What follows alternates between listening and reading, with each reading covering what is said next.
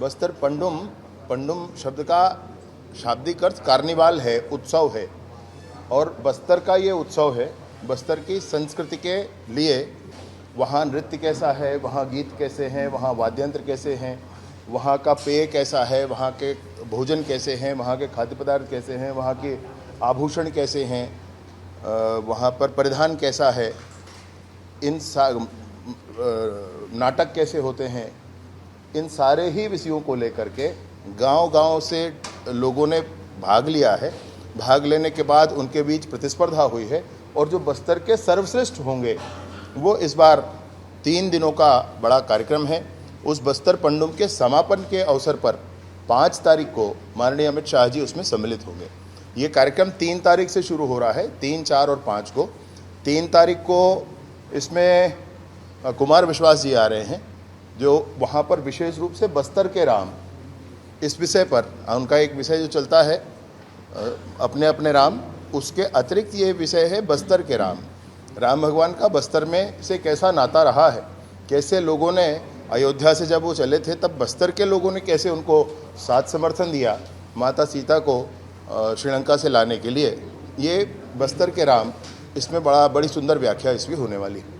तो ये 1 तारीख का है। 2 तारीख को महामहिम राज्यपाल जी से निवेदन किए हैं, अगर उनका समय मिलता है तो उनका जाना होगा।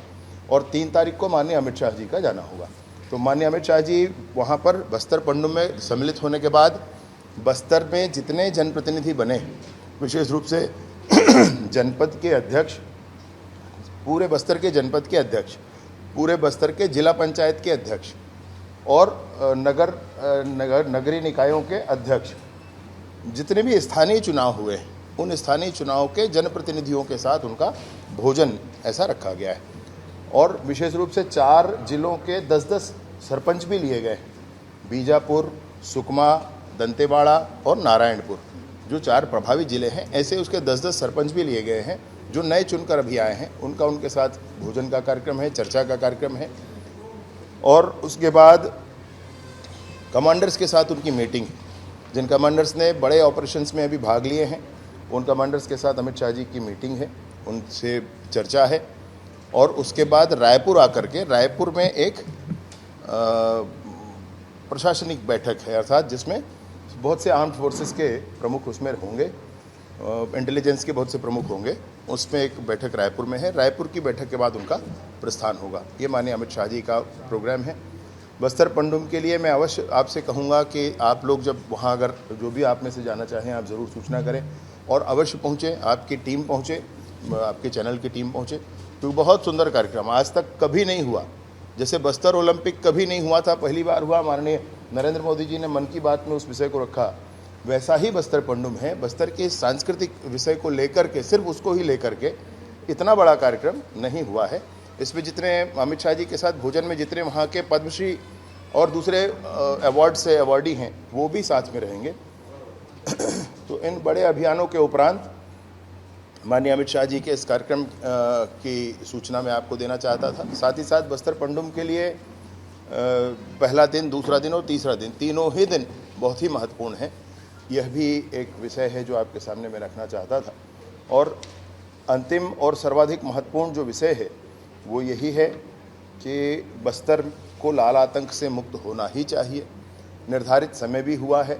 माननीय अमित शाह जी, जिन्होंने नॉर्थ ईस्ट की इंसर्जेंसी समाप्त की, जिन्होंने 370 समाप्त किया, जिन्होंने देश में कोने कोने में होने वाले बम धमाकों को ख़त्म किया, उन्होंने संकल्प लिया है कि मार्च 2026 तक सशस्त्र नक्सलिज्म समाप्त होगा।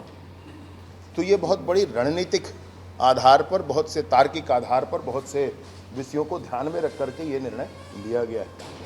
और इसलिए पूरी टीम, माननीय विष्णुदेव साई जी के नेतृत्व में पूरी टीम काम कर रही। और मैं सोचता हूँ कि बिल्कुल निर्धारित समय अथवा उससे पहले भी सशस्त्र नक्सलिज्म से छत्तीसगढ़ मुक्त होगा, उसमें भी कोई संशय नहीं। और इसलिए ये बड़ा ही क्रूशियल और बड़ा ही महत्वपूर्ण समय हम सब के लिए है, जब हमारा प्रदेश लाल आतंक से मुक्त होगा। बंदूक लेकर जंगल में घूमने का अर्थ क्या है, कोई ये समझ ना पाया आज तक। वो सारे लोग अब वापस आ रहे हैं। अभी बीजापुर में 50 लोगों ने एक साथ सरेंडर किया, आपने देखा। वो 50 लोग जिनमें सरेंडर किए, उसमें PLGA बटालियन 1 के मेंबर भी हैं, जो मुख्य हेड माना जाता है पूरे उस उनके सशस्त्र नक्सलिज्म का प्रमुख माना जाता है, वो PLGA बटालियन 1, उसके सदस्य भी उसमें हैं। उसमें मिलिशिया के लोग हैं, CNM के लोग हैं, मिलिशिया के कमांडर, डिप्टी कमांडर्स भी उसमें हैं।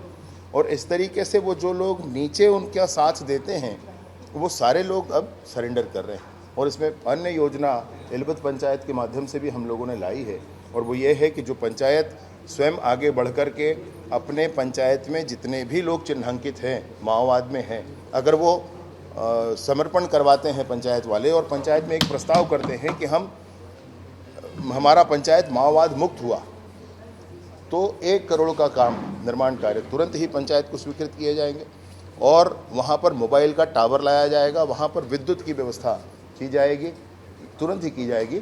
ऐसी एक योजना के अंतर्गत भी काम कर रहे हैं। उसी में बहुत सारे जनप्रतिनिधियों के साथ मुलाकात भी माननीय अमित शाह जी का है।